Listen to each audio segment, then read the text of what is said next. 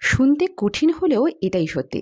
যদি আপনার আপনার জীবনকে নিয়ে এটা নালিশ থাকে, ও আমায় ছেড়ে চলে গেছে, আমার মন ভেঙে গেছে, আমায় কেউ অ্যাটেনশন দেয় না, তাহলে আমি বলবো আপনি জীবনে কখনো প্রবলেমসের মুখোমুখি হননি। আপনি একটা প্রিভিলেজ লাইফ বাঁচেন, তাই এই সকল জিনিস আপনার মেইন প্রায়োরিটি হয়ে গেছে।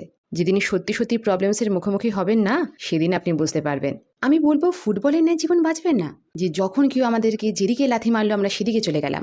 না, স্ট্যান্ড নিতে শিখুন নিজের জন্য, নিজের শান্তির জন্য। নিজের ইমোশনাল লেভেলকে বেটার বানান, পেইন সাফারিংকে সহ্য করুন, কারণ তখনই আপনি একটা প্রকৃত চরিত্র গড়ে তুলতে পারবেন। যদি আপনি সর্বদা প্রবলেমসের থেকে পালিয়ে বাঁচার চেষ্টা করেন, তাহলে জীবনে কখনো কিছু করতে পারবেন না। ভিক্টিমাইজেশনে বাঁচতে থাকবেন আর সর্বশেষে এক দারিদ্রতাপূর্ণ মৃত্যু পাবেন।